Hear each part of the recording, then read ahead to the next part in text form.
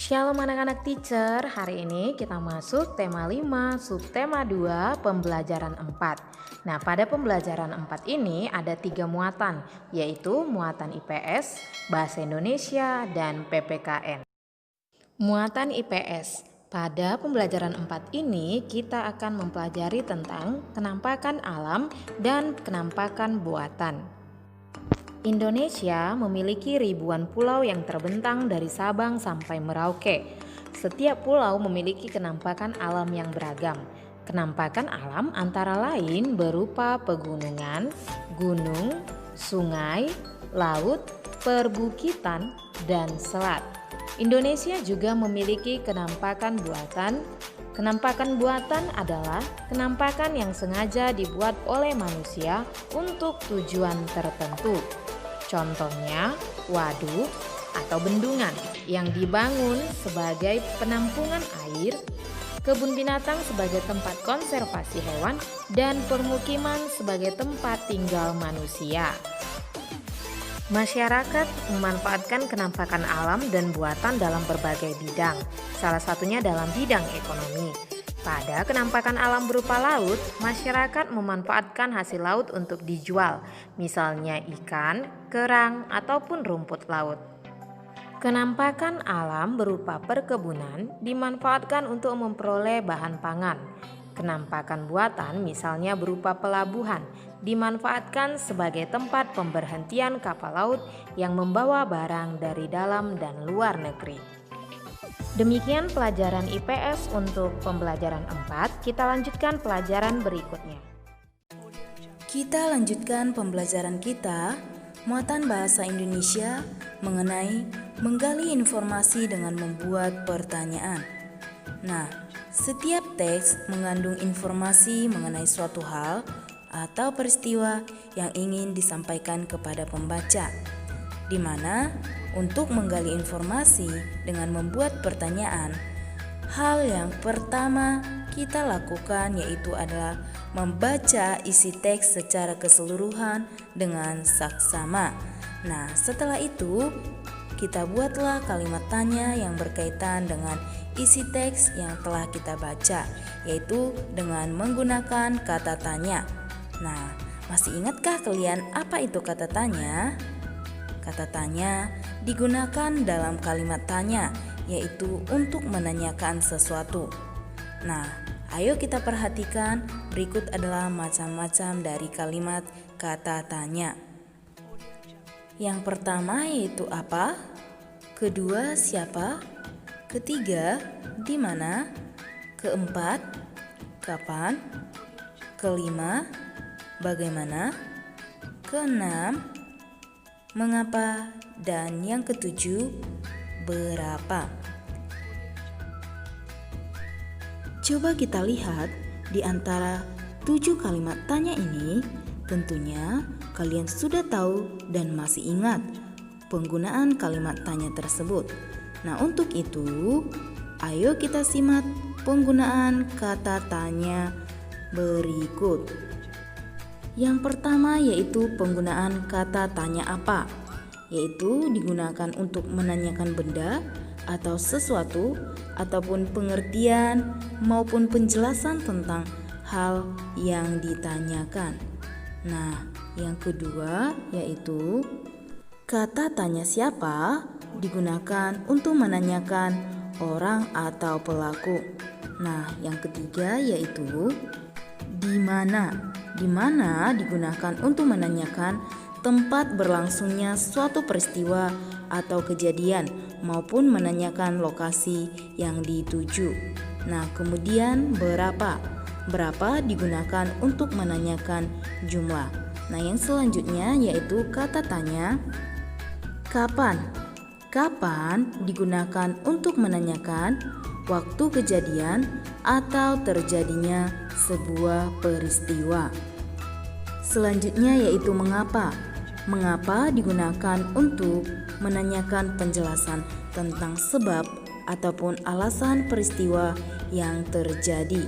Nah, yang selanjutnya yaitu bagaimana. Bagaimana digunakan untuk menanyakan penjelasan tentang keadaan atau cara ataupun proses terhadap yang ditanyakan. Ayo kita simak teks berikut. Juru bicara Satuan Tugas Penanganan COVID-19, Wiku Adhisa Smito, mengingatkan kepada masyarakat yang akan pergi berlibur agar tetap memperhatikan protokol kesehatan pencegahan COVID-19. Ia pun wanti-wanti supaya masyarakat tidak membuat kerumunan di tempat wisata.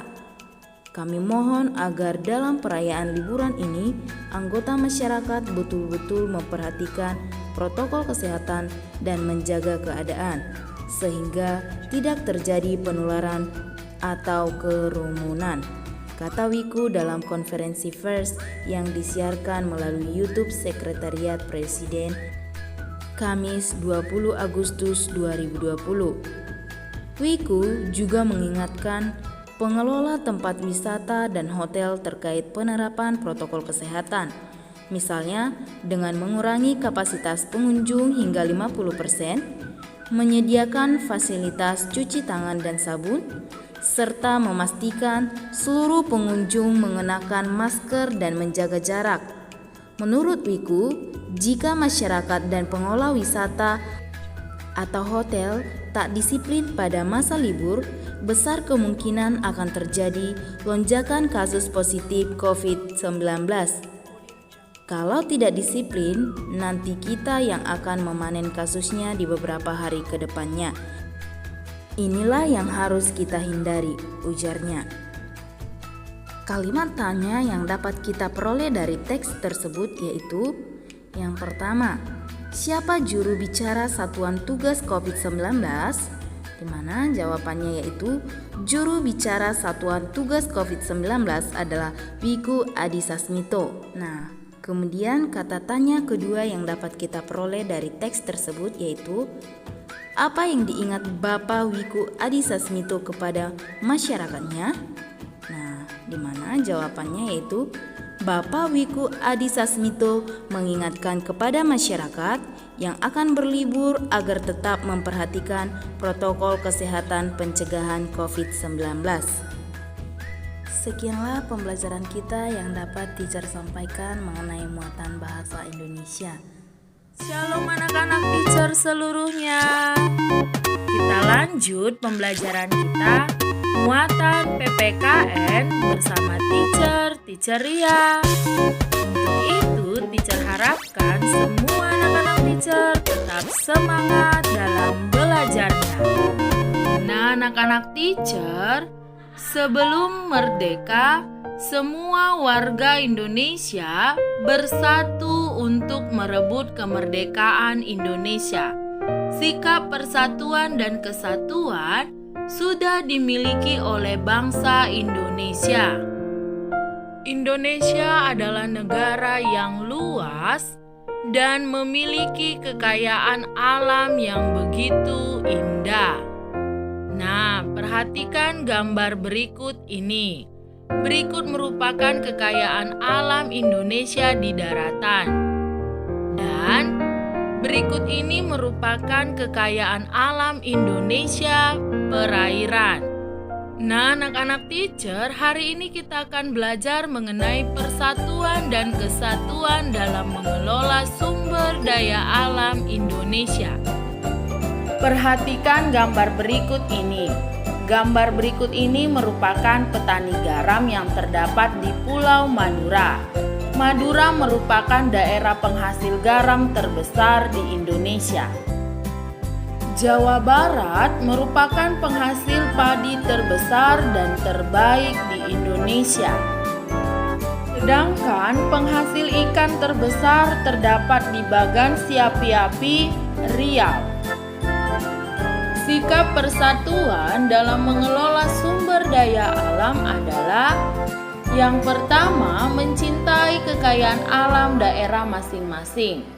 Kita harus merawat, melindungi sumber daya alam yang ada di daerah kita.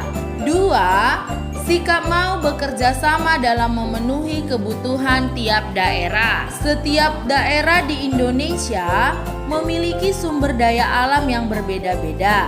sehingga dibutuhkan kerjasama untuk memenuhi kebutuhan tiap daerah. Contohnya, masyarakat di Pulau Madura untuk memenuhi kebutuhan pangannya menjalin hubungan kerjasama dengan masyarakat Jawa Barat. Sedangkan masyarakat di Jawa Barat dalam memenuhi kebutuhan garam memerlukan hubungan kerjasama dengan masyarakat Pulau Madura. Cukup sekian pembelajaran kita hari ini. Teacher harapkan semua anak-anak teacher dapat belajar dengan baik di rumah.